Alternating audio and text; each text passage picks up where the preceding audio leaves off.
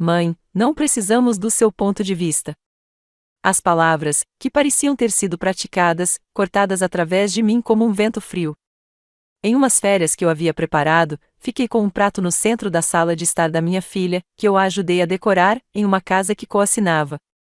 Depois de dizer isso, Marissa nem levantou a cabeça. Com os olhos fixos em seus copos de vinho, seus amigos riram suavemente. Meu neto ele olhou de lado depois de piscando uma vez em confusão. Eu não disse nada. Eu sorri. Era o tipo de sorriso que você veste enquanto seu interior desmorona. Mas sua dignidade merece um show. Entrei na cozinha sob o peso dos degraus fantasmas, deitei o prato com cuidado e passei silenciosamente para fora para respirar. Esse foi o momento. O momento exato em que algo dentro de mim mudou, não por raiva, mas por clareza. Clareza que não grita ou grita. Simplesmente decide. 5 minutos depois, sentado no meu carro, trouxe o número do meu advogado dos meus contatos. Sob tom, vai confiar, ainda estava preservado. Eu toquei a tela. Helena, Tom. Eu gostaria de modificar minha vontade. Diga-nos de onde você está visualizando na seção de comentários antes de começarmos. Para histórias mais impactantes, lembre-se de gostar, compartilhar e assinar. Minha existência girou em torno de Marissa, minha única filha, meu orgulho e meu batimento cardíaco, antes de tudo isso, antes das palavras geladas e partidas silenciosas. Meu cônjuge Jack morreu inesperadamente de um derrame aos 27 anos. Marissa tinha apenas 7 anos. Lembro-me de pegar a mão dela na minha enquanto estava no funeral dele e fazendo uma autopromete para dar tudo a ela, não importa o quão difícil as coisas fiquem. E eu fiz. Para economizar para o futuro dela, fiz trabalhos adicionais no ensino médio, ensinou depois da escola e renunciou a 10 anos de férias. Tornando sua vida melhor do que a minha era a base de todas as opções que fiz, incluindo o veículo que dirigi e as refeições que pulei. Tivemos um relacionamento próximo. Eu pensei que éramos, no entanto. Nós dois choramos quando ela foi aceita para Georgetown. Minha avó me enviou uma joia antiga, que eu vendi para ajudar a pagar pelas despesas do dormitório. Ela não me parou, mas também não perguntou. Eu vi isso como um presente para a dama em que ela estava crescendo. Ela conseguiu uma posição em um negócio de consultoria depois de se formar na faculdade e finalmente se casou com Mark, um homem paciente com um sorriso agradável. 3 anos depois, eles tinham Eli. Marissa estava segurando minha mão enquanto eu estava na sala de parto, murmurando palavras encorajadoras. Ela murmurou, eu entendo agora, mãe, enquanto ela olhou para mim chorando depois que ele foi colocado em seus braços. Eu realmente faço. Lembrei-me daquele momento. Ela parecia finalmente entender as responsabilidades dos pais e os sacrifícios silenciosos que fiz sem nunca pedir elogios, e parecia que um círculo estava fechando. Após sua licença de maternidade, entrei para ajudar com os cuidados infantis. 3 dias por semana, peguei ele da creche, o levei ao parque, o preparei e permaneci até a hora de dormir para que Marissa pudesse alcançar o trabalho. Ela costumava me mandar uma mensagem durante as noites. Não poderia fazer isso sem você, mãe. Eu sorria e preservaria esses textos. Eles eram mais do que cartões ou flores.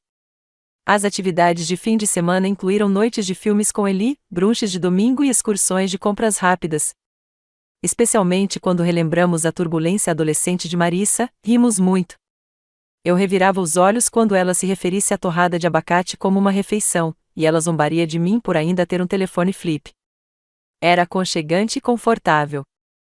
Sinceramente, pensei que fazia parte da vida dela, não apenas uma babá ou assistência, mas alguém com quem ela ainda valorizava e confiava. Quando falei, até pretendia deixar tudo para ela, incluindo a casa, os fundos e minha caixa de joias, que incluíam todas as heranças das 4 gerações de mulheres de nossa família. Um dia, eu a imaginei abrindo com Eli ao seu lado, compartilhando histórias com ele sobre sua avó, que a ensinou a ficar de pé. Marissa deu espaço para mim em seu mundo, sua casa e suas conversas naquela época. Eu era mais do que uma mãe. Ela foi atraída por mim. Ela nunca me fez sentir como se eu estivesse no caminho, mesmo que nem sempre concordássemos. Mesmo quando ela estava ocupada, ela passava com Eli porque ele queria queijo ou telefone grelhado da vovó para ver como eu era. Tinha um ritmo que você não percebe até começar a vacilar. Pequenas ações que fazem uma grande diferença. Um programa mutuamente preferido. Eu amei como as sobras foram embaladas. A mensagem nos cartões de aniversário diz: "Te amo mais do que café." Por um longo tempo, segurei esses momentos. Lembrei-me de que era apenas tensão e um momento difícil, mesmo quando as coisas começaram a mudar gradualmente. O amor perdura apesar da mudança humana. Não da noite para o dia, de qualquer maneira. No entanto, agora posso ver o quão gradualmente estava sendo empurrado para a periferia. Como uma moldura preciosa em uma prateleira mais alta. Mais difícil de chegar, mas ainda lá. Era eu quem tinha que me adaptar. Fui eu quem deu um passo atrás, curvou-se e mostrou perdão porque é isso que as mães fazem. E me convenci que era suficiente por um tempo. Foi sutilmente feito. Era tão sutil que eu poderia ter perdido inteiramente se não o tivesse ensaiado mentalmente centenas de vezes depois. Fui convidado para o lugar de Marissa para o café da manhã. Nada de especial, apenas ela, Mark, eu e alguns colegas de trabalho com quem ela havia se tornado amigável. Marissa costumava pedir minha torta de frutas típicas em seus aniversários quando ela era pequena, então eu preparei. Para ajudar a definir a mesa, limpar os balcões e manter ele ocupada enquanto ela terminou de cozinhar, cheguei um pouco cedo. Você pode colocar luz no pátio? Ela disse, apontando para a pilha de pratos, mal olhando para cima quando entrei. Com mimosas na mão, todos se reuniram ao redor da mesa externa para brincar sobre prazos e uma conferência realizada em Atlanta. Marissa parece ansiosa para impressionar a multidão. Sorrisos brilhantes, roupas imaculadas e rolagem constante de telefone. Não me importei por não pertencer a esse ambiente. Era ela, não eles, que eu estava lá. A certa altura, ele vagou e começou a brincar com um zaper de insetos nas proximidades. Eu gentilmente estendei a mão e disse: "Querida, não toque isso. Pode ser perigoso." A cabeça de Marissa se virou. "Mãe, por favor." "Ele está bem." Ela riu, mas não estava quente. Era performativo, como se ela quisesse mostrar aos outros que ela não era um pai superprotetor. Um de seus colegas de trabalho riu e acrescentou: "As crianças hoje em dia são praticamente indestrutíveis." Marissa sorriu e levantou o copo. "Exatamente. E, além disso, minha mãe ainda pensa que são os anos 80. Tudo é um risco." O grupo riu de novo. Eu sorri, mas senti a mudança. Não apenas as palavras, mas a maneira como ela disse à minha mãe. Distante, um pouco divertido, como se eu fosse uma relíquia de uma época que ela não precisava mais. Era o tipo de piada que as pessoas riem porque é seguro, não porque é gentil. Mais tarde, enquanto limpava a mesa, criei uma viagem em família quando Marissa tinha 10 anos. Apenas uma história sobre ela tentando contrabandear conchas do mar através da segurança do aeroporto. Algo leve. Antes mesmo de eu terminar, ela acenou com a mão e disse: "Ó Deus, não este de novo." Eu congelei por um segundo. Ela costumava amar essa história. Ela costumava rir e me implorar para dizer Eli como se fosse uma lenda da família. Mas agora estava cansado, embaraçoso, descartável. Eu me desculpei para a cozinha, disse a ela que precisava tirar a torta da geladeira. Fiquei ali um momento mais do que precisava, olhando para os ímãs da geladeira antigos que Eli havia feito no jardim de infância. Meu rosto desenhado em cores brilhantes de giz de cera com a bege grêmio rabiscado por baixo. Quando voltei para fora, a conversa mudou. Eles estavam falando sobre um projeto que Marissa estava liderando, algo grande. Uma das mulheres se virou para mim e disse: "Você deve se orgulhar dela." Eu sorri e disse: "Sempre. Ela trabalhou tanto." Marissa nem olhou para cima. Ela apenas pegou sua bebida e disse: "Ela tenta receber crédito pela minha ética de trabalho, mas é tudo eu." Os outros riram de novo, e eu também ri, mas mais suave. Não porque era engraçado, mas porque eu não queria parecer amargo. Eu não queria arruinar a imagem da mãe de apoio e agradável que conhecia seu lugar. Naquela noite, depois que os convidados saíram e eu estava reunindo minhas coisas, fiquei na porta e me virei para ela. "Você estava um pouco afiado comigo hoje," eu disse gentilmente.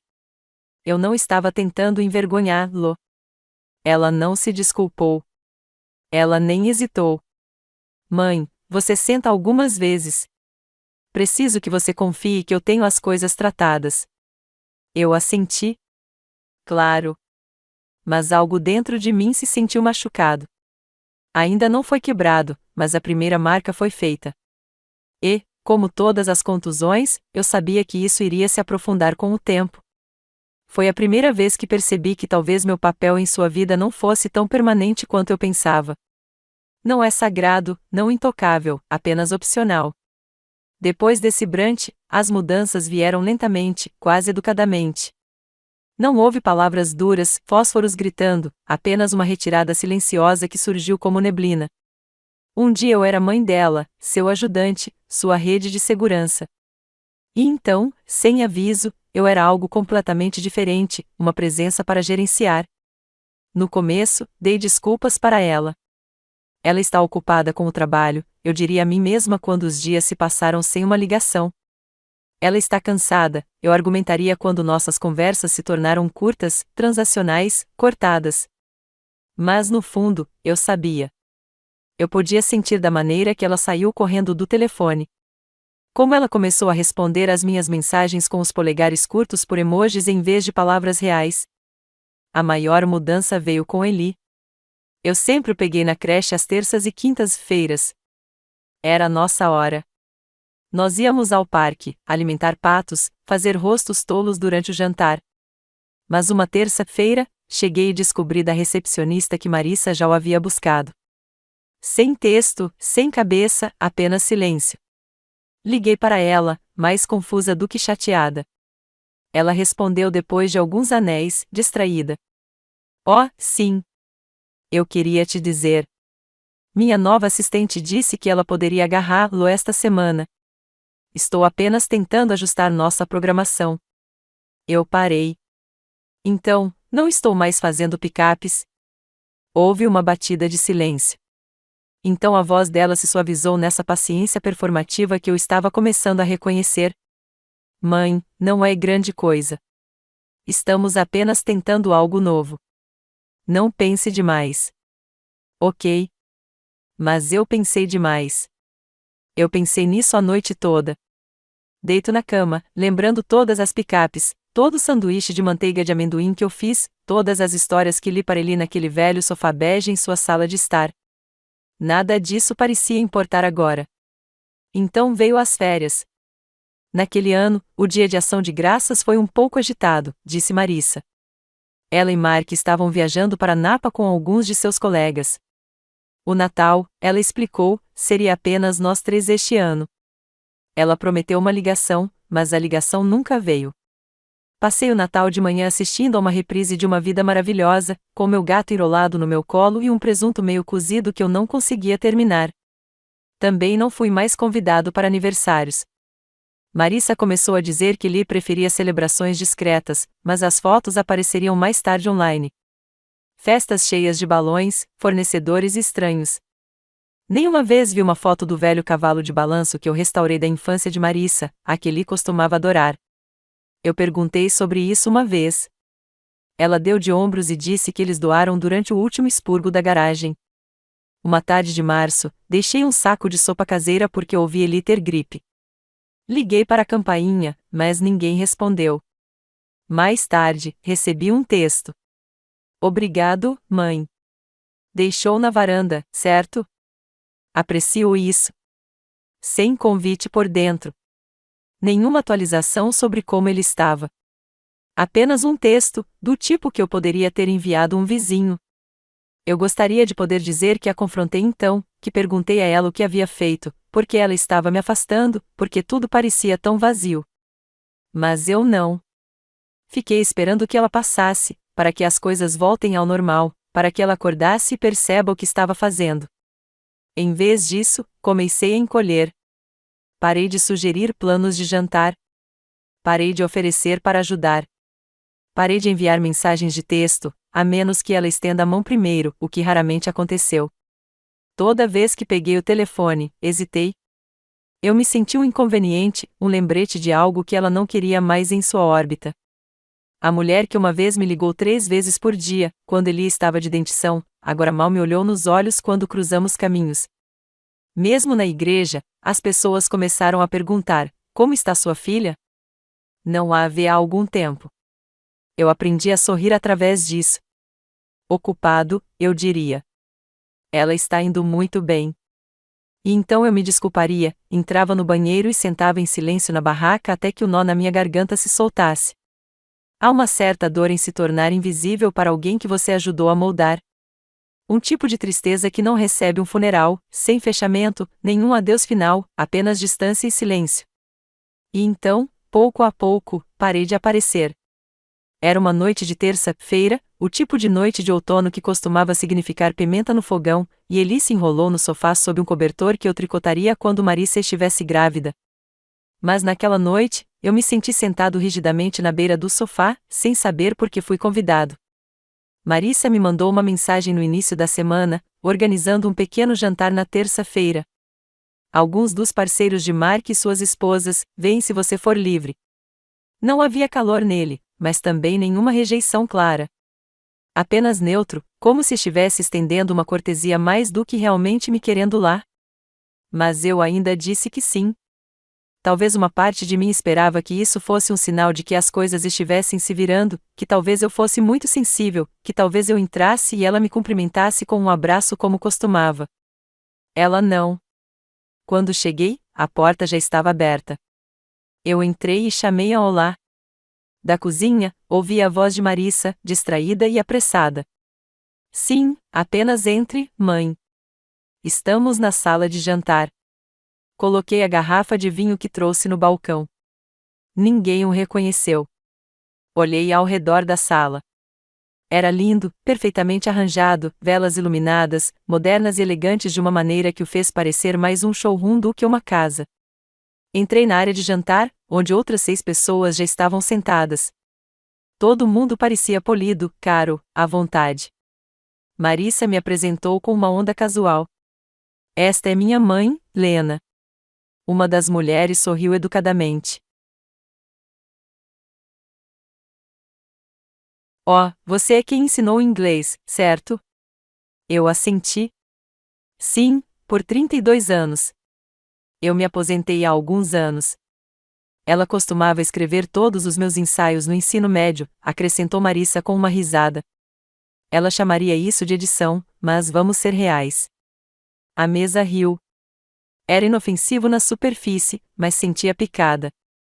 Não escrevi seus papéis. Eu os revi. Eu a ensinei a pensar por si mesma, a escrever com propósito. Eu não disse nada. Eu sorri. O jantar continuou. Conversas agitadas com promoções, tendências de mercado e reformas domésticas. Eu ouvi principalmente. Tentei pular uma vez, mencionando um livro que acabei de terminar, um livro de memórias de uma mulher que reconstruiu sua vida após o divórcio. Foi sharp e inspirador. Eu pensei que iria pousar. Marissa interrompeu antes de eu passar pelo título. Mãe, não podemos. Este não é um clube do livro. Ela disse com um meio sorriso, mas sua voz tinha uma vantagem, do tipo que cortou mais profundamente porque era para parecer leve. Houve uma pausa, desajeitada, pequena, mas o suficiente. Um dos homens limpou a garganta e mudou de assunto. Eu senti meu rosto nivelado. Eu empurrei uma ervilha em volta do meu prato com meu garfo, de repente muito ciente da minha postura, minha idade, minha casa. Fiquei quieto o resto da noite. Depois do jantar, enquanto ajudava a reunir pratos, cheguei para ajustar a peça central floral, um pouco grande demais e bloqueando a visão das pessoas. Marissa se moveu rapidamente e disse que, não. Eu paguei alguém para projetar isso. Apenas deixe. Foi tão afiado, tão final que eu quase deixei cair o prato na mão. Ficamos na cozinha, apenas nós dois, por um momento. Eu olhei para ela, tentando encontrar a garota que costumava adormecer no meu colo, aquela que chorou quando eu esqueci de beijar sua boa noite. Aquele que costumava implorar pelo meu conselho. Marissa, eu comecei suavemente. Não sei o que fiz de errado, mas ela não me deixou terminar. Mãe, você não fez nada de errado. Você é demais. Às vezes, você precisa entender que nem tudo precisa da sua opinião. Apenas vamos fazer as coisas do nosso jeito. Lá estava. Entregue brutalmente claro pontuado. Eu fiquei lá atordoado, piscando. Ela olhou para mim, esperando uma reação. Eu não dei a ela nenhum. Em vez disso, eu sorri. O mesmo sorriso cuidadoso que eu usava antes, aquele que diz: eu ouço você. Mesmo quando as palavras parecem venenos, eu colecionei minha bolsa, beijei ele boa noite na testa. Ele já estava meio dormindo no sofá e me deixou sair. Eu dirigi para casa em silêncio, minhas mãos apertadas no volante. A estrada à frente estava escura, mas pela primeira vez em muito tempo, eu não estava tentando descobrir como consertá-lo. Eu estava apenas avançando porque algo em mim, algo quieto, firme e sofredor, começou a acordar. Na manhã seguinte ao jantar, acordei com o cheiro de lavanda velha e o rangido familiar do chão do meu quarto enquanto eu subia. A casa estava quieta, cheia de memórias emolduradas. Desenho de Marissa no jardim de infância de Marissa, uma foto de Jack rindo no jardim, a aquarela manchada de Eli enfiou a geladeira na geladeira. Essas paredes mantinham nossa história, mas ultimamente, eles se sentiam como um museu da vida de outra pessoa. Fui até a cozinha, fiz café e sentei à mesa onde Marissa costumava fazer o dever de casa. Eu olhei pela janela para o balanço vazio no quintal. Eu não conseguia parar de ouvir a voz dela. Você é demais às vezes. Nem tudo precisa de sua opinião. Vamos fazer as coisas do nosso jeito. Não foram as palavras que me quebraram. Era a facilidade com que ela os disse, como se tivesse ensaiado, como se estivesse atrasado. Durante a maior parte da minha vida adulta, eu era necessário. Eu fui a pessoa que apareceu, que trouxe sopa quando estava doente, que ficou acordada até tarde costurando trajes de peças escolares, que receberam telefonemas noturnos durante rompimentos e colapsos de carreira. Eu havia dado e dado e dado, não porque esperava elogios, mas porque acreditava que era isso que o amor fez. O amor apareceu. Mas agora eu era um fardo. Um acessório que ela trouxe quando se adequava à sua imagem de família e escondeu quando não o fez. Eu não a confrontei. Não enviei um texto longo ou agende uma palestra. Acabei de dar um passo em silêncio, completamente. Naquela semana, devolvi a chave sobressalente que ela havia me deu anos atrás, escorreguei em um envelope, deixei-a em sua caixa de correio. Sem nota. Quando a escola de Eli teve um almoço de avós, eu fiz um RSVP. Eu vi fotos mais tarde. Marissa trouxe a mãe de Mark. Ela estava linda, vestida de marinha, segurando a mão de Eli. Isso costumava ser eu. Parei de oferecer para buscá-lo do treino. Não perguntei se eles precisavam de ajuda nos fins de semana. Não ofereci conselhos quando ouvi por meio de um amigo em comum que Marissa havia sido preterida para uma promoção. Eu simplesmente a deixei ser. Eu deixei todos estarem. Judite, minha cunhada, me ligou alguns dias depois. Ela disse: Você está bem? Você não mencionou Marissa há semanas. Eu parei. Acho que estou aprendendo a deixar alguém que já me soltou.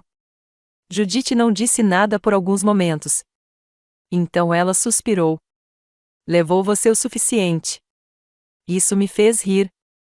Não é uma risada completa, mas o tipo que parece mais respirando depois de estar debaixo d'água. O problema é que eu não saí de raiva. Não pisei ou gritei ou escrevi cartas longas explicando o quão magoado eu estava. Saí com exaustão, o tipo de cansado que não desaparece. O tipo que penetra nos seus ossos quando você está se encolhendo há muito tempo na vida de outra pessoa. Comecei a viver. Parei de reorganizar meus dias pelas necessidades de Marissa. Cancelei um alerta em pé no meu telefone que me lembrou de fazer o check-in com Marissa. Excluí a pasta de receitas que eu estava colecionando para passar para ela. Em vez disso, comecei a ler mais livros reais, os grossos que eu nunca tive tempo quando estava ocupado demais gerenciando todo mundo cronograma de outra pessoa. Fui ao centro comunitário e me inscrevi para uma aula de aquarela. Até visitei Judite para um retiro de fim de semana, onde nos sentamos à beira do lago e conversamos sobre nossos maridos, nossa juventude e todas as mulheres de trabalho invisíveis até que finalmente o derrubamos. Uma tarde, enquanto limpava o sótão, encontrei o velho cobertor de bebê que havia crochê antes de Marissa nascer. Sentei-me, passei os dedos ao longo da costura e não chorei. Não porque eu não estava triste, mas porque não tinha mais nada para sofrer. Eu tinha feito minha parte. Eu dobrei o cobertor suavemente, coloquei-o em uma caixa rotulada como a Memories e o empacotei. Marissa nunca ligou para perguntar por que eu parei de aparecer. Ela não perguntou por que eu não trouxe presentes para o aniversário de Eli, por que não enviei lembretes para compromissos do dentista, nem deixo de sopa durante a temporada de gripes. Talvez ela tenha notado. Talvez ela não o fez, mas não disse nada. E pela primeira vez na minha vida, nem eu. Há um tipo de silêncio que não vem da paz. Vem de ser apagado. A casa parecia muito grande naqueles dias, não em metragem quadrada, mas na memória. Cada canto sussurrou lembretes. O espelho do corredor ainda refletia a mulher que costumava trançar os cabelos de Marissa antes da escola. Ainda carregava a mancha da impressão manual de Eli da última vez em que ele percorreu o corredor. Mas agora tudo parecia congelado no tempo. Como a vida que uma vez pulsou aqui, havia sido drenada em silêncio. Passei dias inteiros não falando uma única palavra em voz alta. Eu não tinha mais ninguém para ligar à noite. Nenhum jantar planeja comprar, sem aniversários para planejar. Meu telefone ficou quieto, exceto por textos promocionais ou lembretes de consultas. Comecei a odiar o din de uma notificação. Não porque veio, mas porque nunca veio dela. Em um sábado, fui ao mercado de agricultores locais sozinho. Eu costumava levar ele comigo. Ele implorava por milho de chaleira e experimentava todas as amostras de maçã com comentários sérios, como se fosse um sommelier de frutas.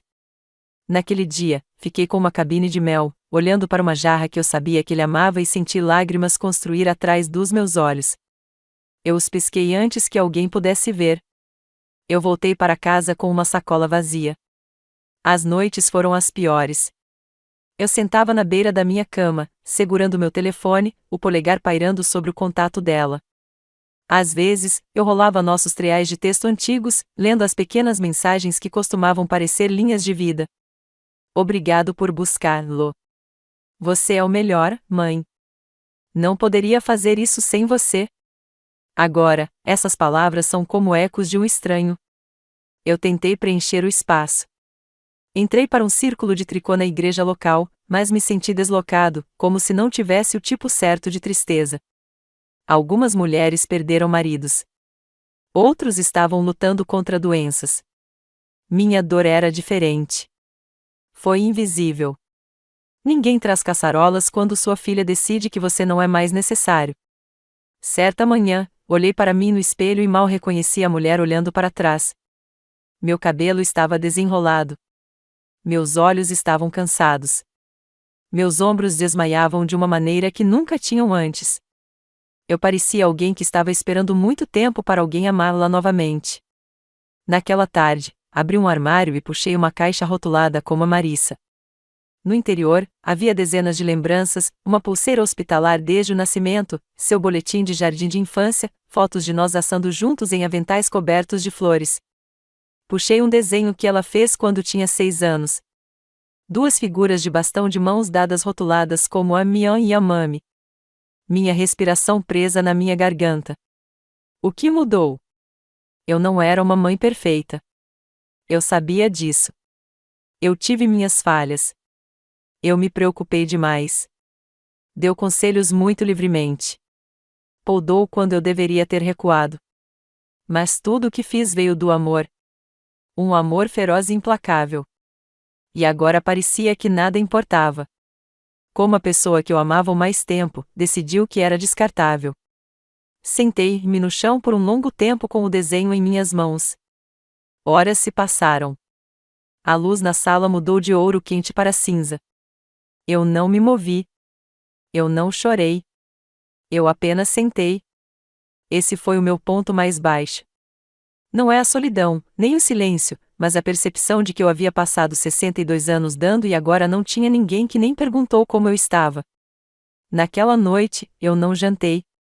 Eu não liguei a TV. Eu simplesmente fui para a cama. E antes de fechar os olhos, sussurrei no escuro: não posso continuar vivendo assim. Não como um apelo, não uma rendição, mas como uma promessa. Algo tinha que mudar porque a mulher que eu me tornava, quieta, esquecida, esperando, não era quem eu deveria ser. Eu não sabia qual seria o próximo passo. Eu não tinha um plano. Mas eu sabia uma coisa com certeza absoluta. Eu não passaria o resto da minha vida lamentando alguém que ainda estava vivo. A mudança não veio com uma grande revelação ou raio de clareza. Ele veio silenciosamente em uma quinta-feira chuvosa. Eu decidi limpar o pequeno armário de arquivamento escondido no canto do meu quarto, o que eu não abriu há anos. Foi repleto de extratos bancários antigos, formulários de seguro, garantias expiradas e envelopes de manila que amarravam os cantos. Eu não estava procurando nada em particular. Eu só precisava fazer algo. Qualquer coisa. Eu peneirei nos papéis mecanicamente até que minha mão pousou em uma pasta verde escura, mais espessa que o resto. Eu o puxei e senti o peso de seu conteúdo antes mesmo de abri-lo. Minha vontade, a que eu desenhei há quase uma década, quando não tinha dúvida de quem tudo iria. Abri devagar, como se pudesse dizer algo diferente agora. Lá estava em tinta preta limpa: beneficiário primário, Marissa J. Derro. O beneficiário secundário, Elirua Derro, para herdar até os 25 anos de idade. Minha casa, minhas economias, anel de casamento da minha avó, o espelho antigo no corredor, minha pensão, minha caixa de joias, tudo. Cada linha era uma carta de amor que ela nunca havia lido. Uma vida inteira de sacrifícios documentados em termos legais. Eu tinha planejado que ela tivesse tudo, acreditando que ela levaria adiante o legado com cuidado e gratidão. Acreditando que tudo que eu tinha, mesmo que pouco era, significaria algo para ela. Mas agora eu não conseguia nem receber uma ligação no Natal. Agora eu era o fantasma da família, alguém que ela referenciou quando necessário e ignorou o resto do tempo. Enquanto eu olhava para o nome dela naquela página, algo mudou dentro de mim. Não com raiva, não em apesar. Foi como ver a verdade pela primeira vez, pura e inegável. Essa mulher, a que eu me derramei, não me considerava mais vital para a vida dela. Ela havia se tornado alguém que me tolerou, não alguém que me valorizava. E ainda aqui eu ainda estava presenteando a ela tudo que trabalhei, mesmo na morte. Definei a vontade e olhei em volta do meu quarto. As prateleiras estavam cheias de lembretes de quem eu era: uma mãe, uma professora, uma mulher que antes acreditava que seu amor nunca poderia ser superado. Percebi que estava esperando a permissão para levar minha vida de volta. Mas eu não precisava disso. Não dela. Não de ninguém. Mais tarde naquela noite, abri um baú de armazenamento no pé da minha cama. No interior, havia algumas coisas que eu não olhava há anos. Fotos antigas, lembranças e uma carta que meu marido, Jack, me escreveu no nosso 15º aniversário. Ele morreu 2 anos depois. Eu mantive essa carta por causa da linha final. Não importa o que aconteça, Lena, nunca esqueça que você nunca foi feito para ser invisível. Essa frase me parou de frio. Invisível. Era exatamente o que eu me tornei, não apenas para Marissa, mas para mim mesmo. Eu me abaixei em serviço e silêncio. E para quê? Peguei meu laptop e procurei Tom, meu antigo advogado. Ele se aposentou, mas sua empresa ainda estava ativa. Deixei uma mensagem solicitando uma consulta. Então me sentei para trás, fechei a pasta e a reservei. Algo havia clicado. A descoberta não foi apenas a vontade. Considerava que meu amor, embora incondicional, não precisava ser não reconhecido. Esse planejamento para um futuro em que tudo o que eu possuía foi para alguém que não se incomodou em me incluir em um jantar de terça-feira não era um ato amoroso. Foi alto azuro. Na manhã seguinte, acordei com uma determinação tranquila que não sentia há anos. Eu fiz café da manhã para mim. Não brinde, não algo rápido, mas um prato completo: ovos mexidos, frutas frescas, chá e uma xícara de verdade. Toquei meu disco favorito de Ella Fitzgerald enquanto comia, deixando a música encher os cantos da casa que cresceram tão parados. Então peguei um caderno e comecei a escrever. Não cartas a Marissa, não explicações, apenas pensamentos. O que importava para mim, que legado eu queria deixar para trás, nomes de instituições de caridade que eu admirava, anotações sobre Lee, o garoto em que eu ainda acreditava, mesmo que não pudesse mais alcançá-lo. A vontade tinha sido meu presente final. Mas agora eu estava repensando que tipo de presente eu queria sair e para quem. E pela primeira vez em um longo tempo, senti algo desconhecido subindo em mim novamente. Um senso de direção, de um propósito silencioso e deliberado. Algo havia mudado em mim, mas eu não apressei. Deixei-se acalmar, como o nevoeiro levantando lentamente para revelar uma estrada que eu não via há anos. Na manhã seguinte a encontrar minha vontade, fiquei em frente ao espelho do banheiro e me olhei com novos olhos. Eu não parecia mais jovem. Eu não parecia mais forte, mas parecia acordado. Pela primeira vez em anos, a mulher olhando para mim não existia apenas para outras pessoas. Ela parecia alguém que se lembrava de ter um nome. Lena. Não mãe. Não avó. Não a você poderia apenas, ou a você se importaria. Apenas Lena. Passei naquela manhã fazendo algo que não fazia há anos. Eu me vesti para mim. Nada de extravagante, apenas uma blusa azul macia que eu costumava usar no primeiro dia de aula quando ensinei. Ainda se encaixa, um pouco confortável na cintura.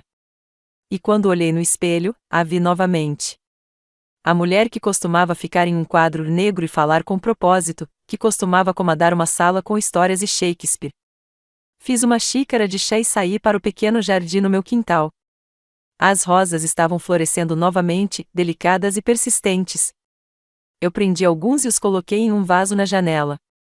Eu não dei para hóspedes ou para a empresa ou para a família. Eu fiz isso porque queria beleza no meu próprio espaço. Naquela semana, peguei uma velha caixa de hobbies que eu abandonei. Eu pintei de novo, não bem, mas livremente. Andei pelo parque sem olhar para o meu telefone. Eu naveguei na biblioteca e me deixei passear pelas prateleiras como costumava quando Marissa era pequena e sentava ao meu lado lendo A Lua de Boa Noite no chão acarpetado. E comecei a lembrar as coisas. Não são lembranças de Marissa, ainda não, mas de mim. A garota que queria ser escritora uma vez. A adolescente que passou os fins de semana se voluntariando em um abrigo local. A jovem mãe que ainda encontrava tempo para o diário depois da meia-noite, quando Jack dormia com a mão descansando suavemente no quadril. Até cavei o teclado empoeirado do armário do quarto de hóspedes e comecei a tocar novamente. Eu não era bom. Eu me atrapalhei pela mesma música uma dúzia de vezes, mas sorri toda vez que bati nas notas certas porque elas eram minhas. Houve um momento que o selou, no entanto. Um momento pequeno e inesperado que me disse que a mudança não era apenas emocional, era permanente. Eu estava andando pelo supermercado e encontrei a senhora Engel, uma velha vizinha do quarteirão em que morávamos quando Marissa era adolescente. O cabelo dela estava mais fino, mas sua voz não mudou. Conversamos por um tempo, palestras pequenas, atualizações, risadas educadas. Então ela disse: "Como está Marissa? Ainda está mantendo você ocupado?" Eu parei, mas não fui. Nós não nos vimos nenhum ao outro, eu disse calmamente. Mas estou bem. Comecei a pintar novamente e estou procurando viajar na próxima primavera. Estou pensando na Irlanda. Ela sorriu, assentiu e disse: "É bom saber que você está fazendo as coisas por si mesmo." Essa foi a palavra você mesmo. Eu não tinha ouvido isso há anos. Naquela noite, fiz um copo de vinho e sentei na varanda dos fundos com um cobertor em volta dos meus ombros. As estrelas estavam fracas, mas estavam lá. E pela primeira vez em muito tempo, não senti que estava esperando ninguém. Não é para uma chamada, não por um pedido de desculpas, não por um convite. Eu terminei de esperar. Percebi que em algum lugar da minha dor, esqueci que minha vida sempre foi minha. Ser mãe era um capítulo bonito, brutal e altruísta, mas não a história toda. Eu ainda tinha mais para escrever. Eu não planejei vingança. Não redigi mensagens ou ensaio confrontos. Eu simplesmente comecei a viver de maneira diferente, mais quieto, mais forte, não alto, não maldoso, apenas acordado. E nessa quietude, comecei a me curar. Eu nunca disse uma palavra a Marissa sobre o que estava planejando. Não houve discursos dramáticos, cartas contundentes, nenhuma ligação tarde da noite cheias de acusações. Eu tinha feito toda a conversa que eu já faria. O que fiz agora, fiz em silêncio, para não provar um ponto, mas para recuperar uma vida que havia sido minha o tempo todo. Tudo começou com pequenos atos que provavelmente pareciam insignificantes do lado de fora, mas eram monumentais para mim. Mudei o beneficiário da minha conta bancária. Abri uma nova conta poupança em uma cooperativa de crédito que ela não sabia que existia. Eu me encontrei com um planejador financeiro, uma mulher gentil chamada Erika, especializada em reestruturação imobiliária. Ela não fez muitas perguntas quando eu disse que queria reavaliar meu legado. Ela apenas ouviu, explicou opções e assentiu com um entendimento calmo e firme. Revisamos tudo, não apenas a vontade, mas as intenções por trás disso. Eu disse a Erika que eu queria que ele tivesse algo, mas apenas se certas condições fossem atendidas. Eu não queria que meu nome fosse lembrado como fonte de direito. Eu queria que isso significasse algo. Eu criei uma confiança a ser acessada por ele somente após os 25 anos, desde que ele concluísse algum tipo de educação, assistência, universidade, qualquer coisa. E nomeei a irmã do meu falecido marido, Judite, como administrador. Ela era a única em que eu ainda confiava para honrar meus desejos. A casa, que sempre foi destinada a Marissa, redirecionei para um programa que fornecia moradia de transição para mães solteiras. Não estava sem despeito. Era um círculo completo. A casa que me levou através de anos de sacrifício agora poderia levar outra pessoa. Alguém que não teve as chances de Marissa desperdiçou. A decisão mais dolorosa foi a joia. Eu segurei cada peça na minha mão antes de deixá-la ir. As pérolas da minha mãe, o broche da minha avó, o anel de casamento colocado no meu dedo todos esses anos atrás. Eu doei a maioria deles para o leilão de captação de recursos de um abrigo feminino, e o restante que empacotei em uma pequena caixa de veludo, não para Marissa, mas para Eli. Incluí uma carta que ele receberia um dia, não uma carta amarga, mas uma cheia de verdade sobre quem eu era, sobre o quanto eu amava, sobre como o amor às vezes vem em proteção silenciosa, não uma indulgência alta. Todos os dias tomava uma nova decisão, silenciosa, privada, poderosa. Não postei nada online. Eu não falei sobre isso no clube do livro. Eu nem disse a Judite imediatamente. Eu simplesmente continuei me movendo, um passo intencional de cada vez. Quando as revisões legais foram feitas, meu advogado, Tom, ainda nítido despite sua semi-aposentadoria, olhou para mim em sua mesa e disse: "Você tem certeza sobre isso, Lena?" Eu sorri e assenti completamente. Ele se inclinou para trás e deu uma risada suave. A maioria das pessoas que faz isso ainda está tentando enviar uma mensagem. Não estou enviando nada, eu disse calmamente. Acabei de esperar o assunto. Depois de deixar o escritório, parei em um pequeno café que não visitava há anos. Encomendei um café com leite, sentei em minha janela e abri meu caderno. Comecei a listar todos os lugares que eu queria visitar antes de completar 70 anos. Nada de extravagante, nenhum resorts de 5 estrelas ou cruzeiros mundiais, apenas lugares pequenos e bonitos. O Grand Canyon, uma cabine em Vermont, a livraria em Boston. Jack sempre quis ver lugares que me lembraram que eu ainda tinha mais vida para viver. Em casa, encaixei os velhos lembretes. Eu removi o diploma da faculdade emoldurado de Marissa do corredor e o substituí por uma impressão de uma pintura abstrata que comprei de um artista local. Eu derrubei o calendário com os eventos escolares de Eli para o qual nunca fui convidado. Excluí o lembrete anual que dizia: presente do Dia das Mães de Marissa. Eu não precisava mais ser lembrado. Isso não era amargura. Foi clareza. Eu não estava planejando vingança. Eu estava criando paz. E talvez a parte mais libertadora de tudo isso fosse que Marissa não tivesse ideia. Ela pensou que a distância era passividade. Ela pensou que eu simplesmente desapareceu no fundo, como uma luz fraca deixada fora do hábito. Mas eu não estava escuro. Eu era deliberado. E enquanto ela passou por sua vida, certa de que eu ainda estava sentado no canto, esperando um lugar em sua mesa, eu estava construindo silenciosamente uma nova mesa, uma que ela nunca foi convidada. A princípio, as mudanças não pareciam se registrar com Marissa. Ou, se o fizessem, ela não disse nada. Talvez ela assumisse que eu estava simplesmente passando por uma fase, uma rebelião silenciosa que ela poderia ignorar até eu voltar, amolecida e pronta para retomar meu papel como mãe sempre disponível. Mas eu não estava me rebelando. Eu não estava com raiva. Eu estava simplesmente pronto. Tudo começou com um favor perdido. Ela ligou para uma tarde de quinta-feira, enquanto eu estava no meio da minha aula de aquarela, uma nova rotina que eu tinha amado. "Ei", ela disse, tomou o tom. Você pode pegar Eli na escola hoje? Mark e eu estamos presos no trabalho. Parei, olhando pela janela do estúdio para a chuva caindo suavemente sobre o estacionamento. Não senti culpa. Desculpe, estou no meio de alguma coisa, respondi. Você pode querer experimentar Judith. Ela mencionou que estava livre esta semana. Houve um longo silêncio do outro lado. Certo. Ok, eu vou descobrir. E ela fez.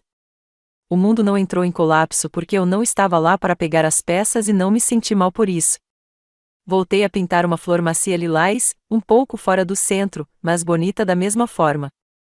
Então veio a reunião de fim de semana. Costumava ser certo que eu traria à sobremesa minha torta de limão, a que havia se tornado tradição. Ouvi falar da reunião de Judith, que havia sido convidada. Ninguém me ligou. Eu não ofereci a torta. Passei o domingo andando pelos jardins botânicos, respirando ar limpo, observando estranhos sorrirem um para o outro sem expectativa. Os dias se passaram, depois uma semana, e lentamente comecei a notar que algo havia mudado, não apenas para mim, mas nela. Ela começou a ligar com mais frequência, para não conversar, mas para perguntar: você ainda pegou as luzes de Natal? Você ainda virá conosco para a fazenda de árvores este ano? Eu estava pensando em fazer esse recheio que você faz. O que há de novo? Cada vez que respondia honestamente, mas sem me exagerar. Não pulei para dizer que sim. Eu não ofereci extras. Eu era educado, claro, calmo e quanto mais limites eu mantinha, mais confusa ela se tornava. Depois que ela mandou uma mensagem: Ei, eu não tenho notícias de você há algum tempo. Tudo bem? Eu olhei para essa mensagem por um longo tempo. Tudo finalmente estava bem porque, pela primeira vez, eu não estava me esforçando para ganhar seu amor. Eu estava morando no meu. O verdadeiro ponto de virada veio durante um brunch da família organizado por seus sogros. Eu fui principalmente pelo bem de Eli. Ele correu para me abraçar quando entrei, a mesma luz em seus olhos que me lembrou que nem tudo estava perdido. Mas Marissa? Ela parecia assustada, quase nervosa, como se minha presença significasse algo diferente agora, como se ela pudesse sentir que eu não estava mais orbitando sua vida. Durante a refeição, sorri, conversei e não me inseri. Não ofereci para ajudar na cozinha. Não tentei suavizar a tensão quando Marissa estalou em Mark. Eu não estava frio. Eu estava simplesmente separado e podia senti-la percebendo. Depois da sobremesa, quando as pessoas estavam se misturando e embalando sobras, ela me puxou para o lado. Você tem sido diferente ultimamente, disse ela, estudando-me. Eu sorri. Acho que tenho. É algo errado? Não, eu disse, segurando o olhar dela, apenas escolhendo passar meu tempo um pouco diferente hoje em dia. Ela abriu a boca como se pudesse dizer mais, mas depois parou. E nessa pausa, nessa incerteza sutil, senti isso, a mudança.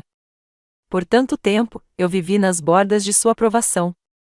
Mas agora, ela não tinha certeza. Ela estava chegando, medindo, se perguntando quanto de mim ainda tinha acesso.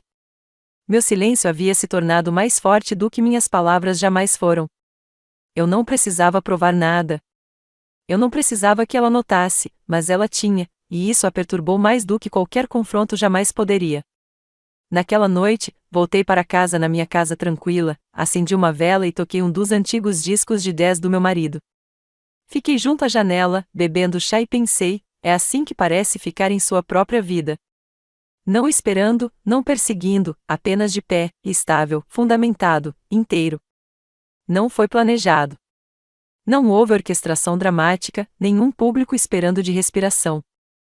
Apenas um telefonema, um lembrete de calendário e uma sala. Meu advogado, Tom, havia ligado uma semana antes. Lena, tudo está finalizado. Todos os documentos são assinados e autenticados. Você disse que queria uma leitura da vontade. Você ainda está colocado nisso? Sim, respondi. Eu quero isso enquanto ainda estou aqui para olhar-los nos olhos. Tom não questionou. Ele simplesmente estabeleceu uma data e prometeu critério. Solicitei uma coisa: que Marissa, Mark, Judith e Eli estejam presentes. Não porque eu precisava fazer uma cena, mas porque queria clareza. Sem interpretações errôneas, sem acusações sussurradas mais tarde. Apenas a verdade, falada uma vez. A voz de Marissa no telefone estava hesitante quando eu a convidei.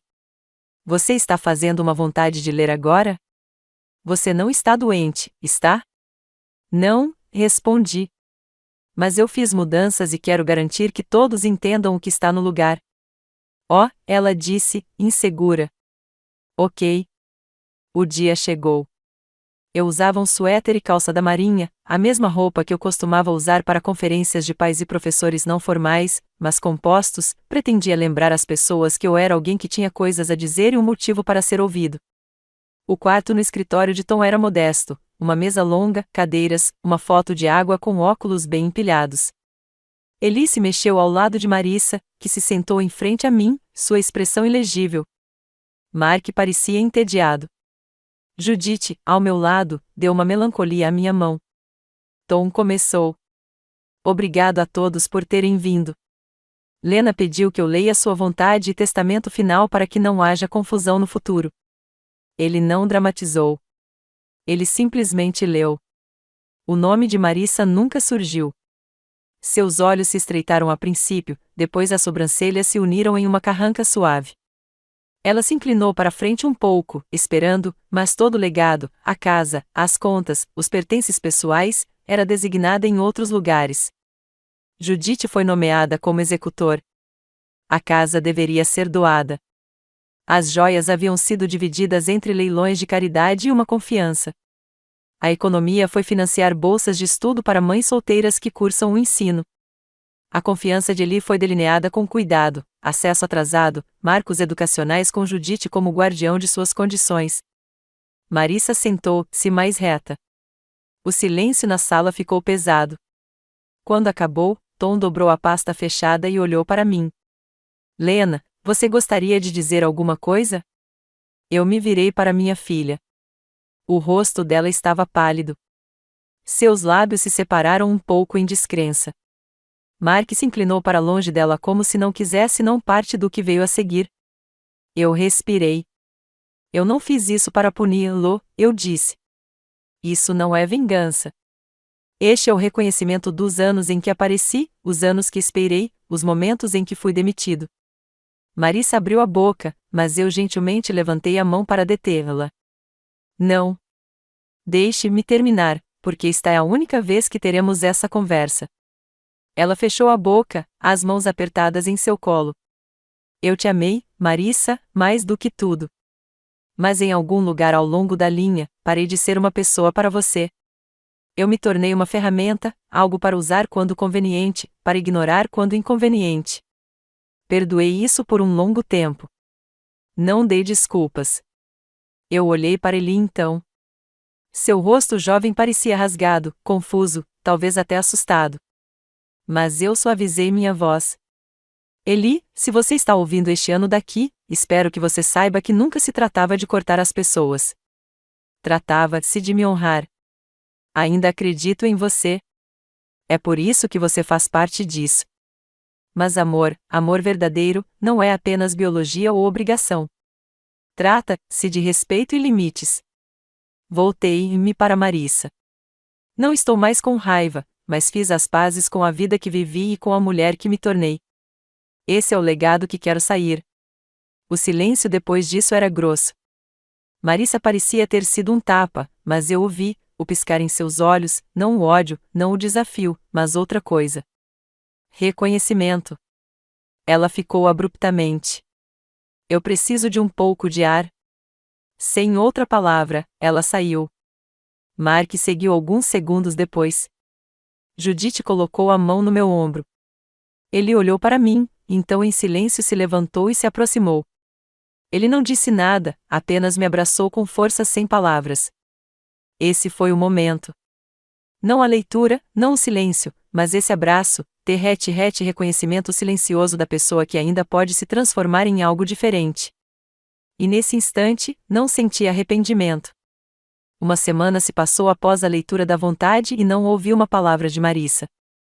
Não é uma ligação, nem uma mensagem, nem mesmo uma linha fria de protesto através de Judith. Eu não fiquei surpreso. Ela sempre usava o silêncio como uma ferramenta, uma maneira de afirmar o controle sem sujar as mãos. Mas desta vez, não funcionou.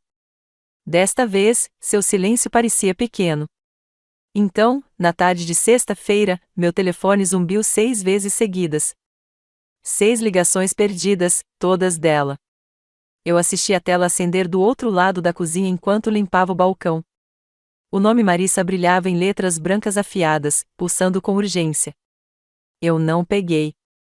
Não é a primeira vez. Não o segundo. Nem mesmo quando ela mandou uma mensagem: precisamos conversar, por favor. Ela nunca usou a palavra por favor. Virei o telefone e deixei a tela ficar preta. Na manhã seguinte, fui para um pequeno jack de trilha e eu costumava caminhar antes de seu golpe. Foi sombreado por sicomoros e abriu para uma mirante modesta, onde você podia ver o rio escutando silenciosamente pelas colinas. Eu trouxe uma pequena garrafa térmica de café, um caderno e minha paz. Eu não me sentia tão fundamentado há anos. Quando cheguei em casa, havia um envelope grosso esperando na porta da frente, entregue à mão, sem postagem. Meu nome escrito na escrita precisa de Marissa. No interior, encontrei uma carta impressa, com 3 páginas de comprimento. Ela digitou. Todo o parágrafo foi fortemente redigido, como se fosse editado e reeditado. Ela estava tentando ter cuidado.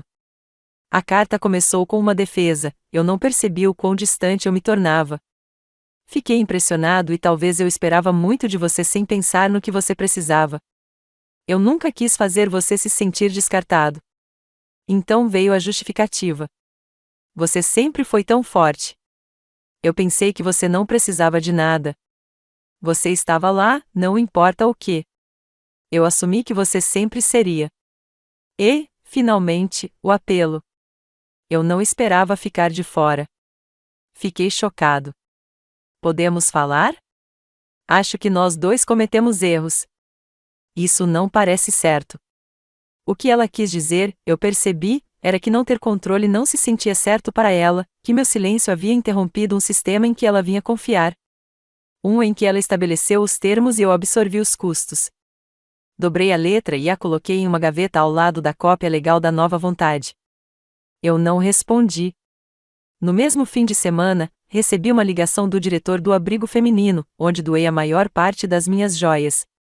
Senhorita Darrow, disse ela, sua voz grossa de gratidão. Suas peças levantaram mais de US$18.000 em nossa gala. Isso vai abrigar 3 mães e seus filhos por 6 meses. Sentei-me na minha cadeira, a mão tremendo um pouco. 3 mães, 6 meses de estabilidade, 3 vidas mudaram. Não porque deixei algo para trás, mas porque escolhi quem eleva. Isso foi justiça. Não vingança, nem punição, mas o legado é redirecionado para onde cresceria. Mais tarde naquela noite, enquanto eu observava o sol mergulhando atrás da cerca do vizinho, meu telefone zumbiu novamente. Desta vez, uma mensagem de Mark. Eu sei que as coisas estão tensas, mas eu só queria dizer que li a papelada de confiança. Você fez o certo por Eli. Se Marissa vê ou não, eu faço. Isso me surpreendeu. Mark sempre desempenhou o papel quieto. Apoio, distante, diplomático, mas isso parecia diferente, como reconhecimento, como respeito. Eu digitei uma resposta curta. Obrigado. Isso significa mais do que você sabe. Depois disso, não ouvi Marissa novamente. E estranhamente, tudo bem. Pela primeira vez, sua ausência não doeu. Isso deu espaço para outras coisas florescerem. Comecei o voluntariado uma vez por semana no centro de alfabetização. Eu me reconectei com um velho amigo da faculdade que me convidou para ficar com ela no Maine para uma reunião muito atrasada. E ele começou a me escrever cartas, não e-mails, não textos, cartas manuscritas reais. Ele me contou sobre um livro que ele gostava, sobre um poema que ele havia escrito na escola, sobre como ele sentiu falta da minha torrada francesa. Ele assinou a primeira letra: Te amo, vovó. Eu sempre vou. Essa foi a justiça final. Não é o que Marissa perdeu, mas o que eu ganhei. Não é uma vitória no tribunal. Não é uma reviravolta digna de manchete. Apenas uma vida recuperada, um legado reimaginado, uma correção silenciosa em formação. Era uma tarde de terça-feira quando a campainha tocou. Eu não estava esperando ninguém. Eu estava no meio de aparar os arbustos de rosas, aquelas mesmas plantas teimosas que Jack plantou na primeira primavera que compramos a casa, e tínhamos lama nas minhas luvas e suor na testa. Imaginei que era um vizinho ou uma entrega, mas quando abri a porta, era Eli. Ele ficou lá, mochila pendurada por um ombro, o cabelo um pouco mais do que eu lembrava. Ele parecia mais velho, não apenas na idade, mas em algo mais profundo, algo em seus olhos, uma seriedade que não pertencia a uma criança de 10 anos. Oi, vovó, disse ele, macio e inseguro. Eu pisquei, atordoado. Eli, o que você é? Sua mãe sabe que você está aqui. Ele assentiu. Ela me deixou. Disse que eu poderia ficar até o fim de semana do fim de semana se estiver tudo bem com você. Eu afastei instintivamente. Claro, está tudo bem. Ele entrou como se nunca tivesse saído, chutando os sapatos no mesmo local ao lado do tapete onde eles sempre acabavam antes. Fechei a porta lentamente, sem saber se devo me sentir agradecido ou suspeito, ou ambos. Marissa ficou em silêncio há semanas desde a leitura da vontade, e agora de repente isso. Não parecia aleatório. Eu assisti ele entrando na sala de estar e sentar-se de pernas cruzadas no chão ao lado da antiga estante que eu havia reabastecido recentemente com livros infantis, por precaução. Ele puxou um para fora, sorrindo. Você ainda tem um monstro no final deste livro? Eu mantive todos os seus favoritos, eu disse, minha voz pegando na minha garganta. Nas próximas horas, deslizamos facilmente em ritmos antigos. Fizemos queijo grelhado com as crostas cortadas. Ele pediu para assistir a um antigo filme de animação que costumávamos rir juntos. Jogamos cartas e eu o deixei ganhar metade do tempo, talvez um pouco mais da metade. Quando perguntei se ele queria ligar para a mãe antes de dormir, ele balançou a cabeça. Ela disse para ligar se eu precisava, disse ele. Mas estou bem. Naquela noite, enquanto eu o enfiava na cama de hóspedes, agora feita com lençóis frescos e uma luz noturna suave, ele olhou para mim e disse: Mamãe está chorando muito ultimamente. Eu parei. Ela falou com você sobre o porquê? Ele assentiu. Ela disse que estragou tudo, que você está bravo com ela. Ajoelhei-me ao lado da cama e alisei o cobertor sobre o peito. Não estou bravo com ela, Eli. Estou triste e cansada. Às vezes, os adultos esquecem como dizer o que sentem, e às vezes eles dizem coisas que não podem recuperar. Ele ficou quieto um momento antes de perguntar: Você ainda a ama? A pergunta era simples. A resposta não foi, mas eu assenti. Eu sim. Sempre o farei. Mas o amor nem sempre significa que as coisas voltam para o jeito que eram. Ele não disse nada, mas estendeu a mão e apertou minha mão. Eu beijei sua testa e saí à luz. Na manhã seguinte, encontrei uma nota deslizada sob a porta da frente. Era de Marissa. Eu não sabia como dizer essa cara a cara. Não estou pedindo que tudo voltasse ao jeito que era. Eu queria que ele o visse. Eu queria que ele sentisse o que esqueci de apreciar. Sei que não mereço perdão. Mas espero que, com o tempo, você me deixe tentar novamente. Eu li a nota 3 vezes antes de configurá-la no balcão. Eu não chorei. Eu não me senti justificado. Eu apenas me senti calmo. Mais tarde naquele dia, Eli e eu fizemos biscoitos juntos. Ele quebrou os ovos com muita força e pegou pedaços de casca na massa, e eu fingi não notar. Ele perguntou se poderia voltar no próximo fim de semana e eu disse que sim. Quando Marissa parou no domingo à noite, ela não saiu do carro. Eli me abraçou com força, depois correu em sua direção. Ela acenou de trás do para-brisa, uma pequena onda cautelosa. Eu o devolvi com um aceno de cabeça. Nós não falamos. Não houve desculpas dramáticas, nenhum abraço de filme, apenas duas mulheres, uma dentro de uma casa e outra dentro de um carro com anos de história entre elas e nenhum mapa claro para o que veio a seguir. Mas tudo bem. Eu não precisava que ela consertasse tudo. Eu não precisava de um pedido de desculpas envolvido em lágrimas e promessas. O que eu precisava, o que finalmente tive, foi a paz e um tipo tranquilo de força que não dependia da aprovação de ninguém. Ela quebrou algo em mim uma vez, mas eu a reconstruí, tijolo por tijolos tranquilos.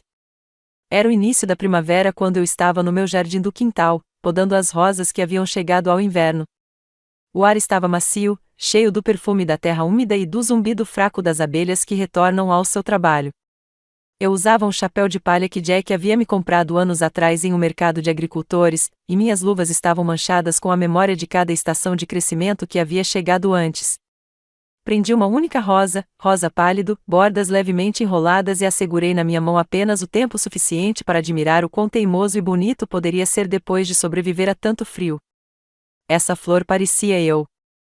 A vida não havia retornado ao que era antes. Mas eu parei de tentar curvar o tempo para trás. Eu não queria mais o passado. Eu queria o que era real, o que foi fundamentado, o que foi conquistado.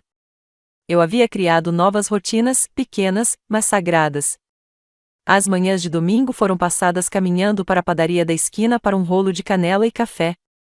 As quartas-feiras eram para a aula de aquarela. Sextas-feiras, me ofereci no centro de alfabetização, ajudando as mulheres a encontrar confiança em suas próprias vozes.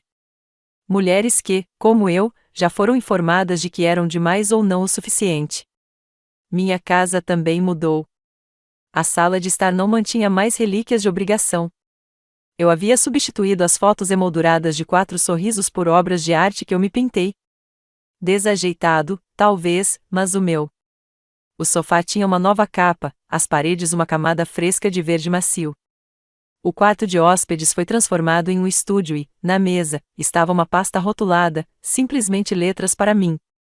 Dentro, havia páginas que escrevi nos últimos meses, não entradas de diário, não cartas para Marissa ou Eli, mas cartas à mulher que eu havia me tornei. Às vezes eu escrevo como se eu estivesse conversando com meu eu mais jovem, lembrando que ela fez o melhor que podia. Outras vezes, escrevi para a mulher que esperava ser daqui a 10 anos. Aquele que não encolheria apenas para manter a paz. Não restava amargura. Isso me surpreendeu mais do que tudo. Eu tinha previsto para carregar uma pequena faísca de fúria, uma pequena chama de mágoa que eu poderia ficar escondida no meu peito apenas para mim. Mas ele se foi, substituído por algo mais calmo e mais robusto. Aceitação. Marissa não havia tentado me ver novamente depois de deixar Eli naquele fim de semana, mas ela havia escrito uma breve nota através de Judith. Nele, ela admitiu sua arrogância, seu fracasso em ouvir e a maneira como me considerou garantida. Ela não pediu perdão, não diretamente, mas disse que estava trabalhando para si mesma. Isso significava mais do que eu pensava. Não respondi, não porque estava fechando a porta, mas porque não queria apressar as coisas. A reconstrução de um relacionamento é como cuidar de um jardim frágil. Suas intenções não são boas quando você entra. Você leva seu tempo. Você pode deixá-lo se desenvolver por sua própria taxa ou não. Na semana passada, Eli me enviou outra carta. Ele me informou sobre um projeto de patrimônio da família na escola. Ele perguntou se eu estaria interessado em fazer uma entrevista.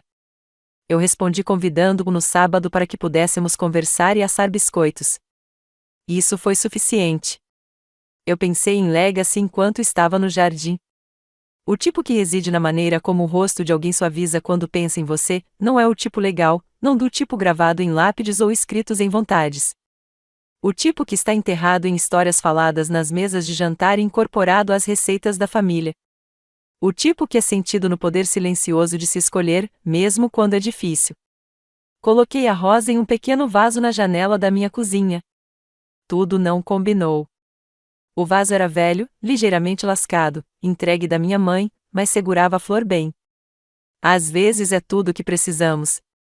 Uma pequena distância, algo substancial e a decisão de florescer novamente. De qualquer forma, desliguei a luz da varanda, fechei a porta da frente e fiz uma xícara de chá. Sentei-me pela janela com a rosa, observando o último sol da noite se esticar por muito tempo no quintal. Tudo foi suavemente tocado pela luz sem consentimento. Eu percebi naquele momento de quietude e perfeição que havia feito mais do que simplesmente apagar o nome de uma página. Eu havia recuperado minha vida em silêncio, plenamente.